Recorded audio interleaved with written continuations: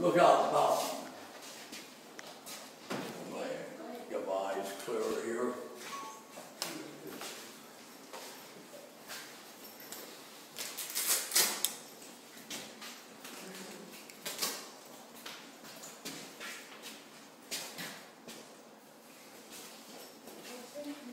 Robert Michael Lynn, knew as a professional photographer. So he's going to set up his shop up here. And here, for a sum, you can get your picture taken against the background. General Grant's staff. So among those going to be up here are going to be Thomas and Grant's staff. Following the Battle of Missionary Ridge,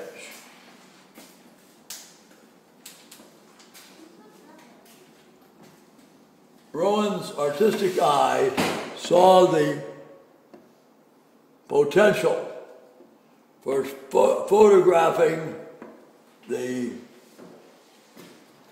majestic view from atop Lookout Mountain. Rowan built a popular studio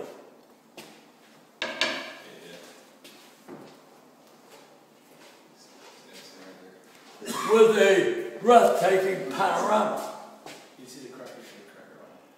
view to where visitors could have their portraits made. He made Lookout Mountain his home and established a family business lasting many years, more than 70 years. He's photographed thousands of soldiers.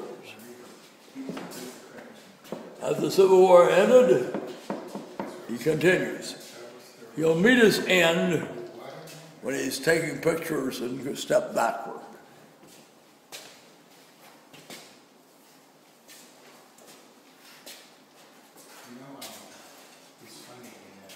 This, of course, is important in breaking the siege. Talks the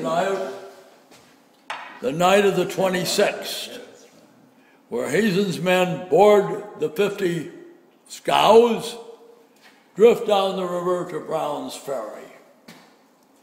Union troops under Turchin marched across the peninsula at Moccasin Bend. Together, in the pre-dawn hours, these forces assaulted and successfully drove off a small Confederate force. Now, the Confederates aren't very wise. They're not bright. Law, for reasons known best to himself, will go on leave,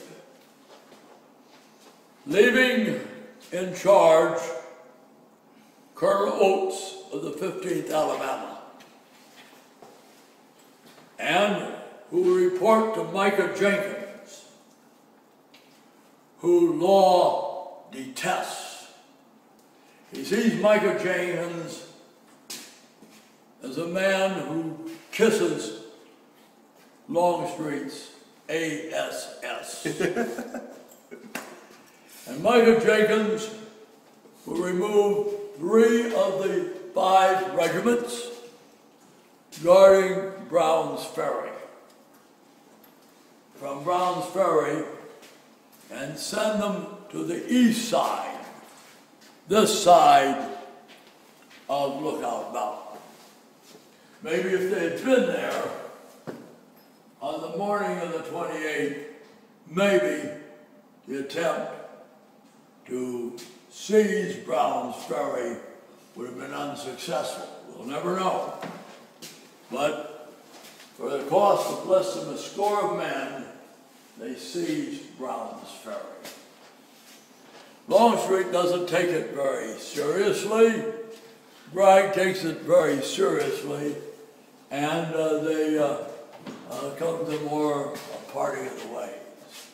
This has been a habitat of American Indians since before the white man appeared in the United States. Here's a remembrance of on October 28th, when Hooker's men marched from Bridgeport to Lookout Valley and opened a direct supply line. Private Thomas D. Osborne, 7th Ohio, recorded the reaction the men had upon Hooker's arrival. We remained there at Brown's Ferry until General Hooker's men came in sight.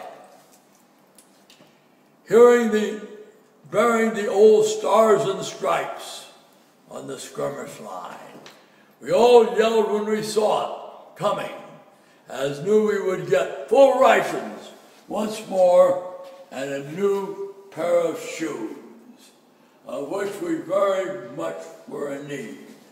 I killed a cow on top of the hill and treated the whole skirmish line to beef, the first square meal we had since the Battle of Chickamauga. That's how it affects the soldier. All right, we'll continue around the Ochs before we go down to the Craven's house. All right, there's that point. Remember where I pointed? That if Ogden was here, we would be out there. There's cameras set up, and there the officers are.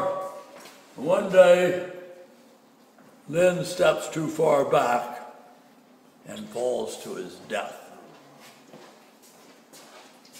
And you can see this is very popular. All right, even Grant, who disparages Hooker, he comes up here, and I pointed out where he's standing. The cameraman is where you guys are taking our pictures. And there is Grant with a cigar in his mouth. And Ogden used to pose there, but his boss thought he was encouraging cigar smoking. Again, that's where the pictures are all taken. And see what a good place he has until he falls. All right, the reenacting the flag. This is up on the point where we were standing. The Ochs is standing right back here. Remember, the point is down below us. And that's where the men of the 8th Kentucky unfurled the first United States flag, just as the fog rises breaks at 10 a.m. on the 25th, which is a good symbol if you're a Union soldier, a bad symbol if you're a Confederate. Here again, they're all up there. Is that a reenactment? Yeah, that's reenacted. Or about the actual? This is the man that put the first flag up. Reenactment? Reenacted, yes.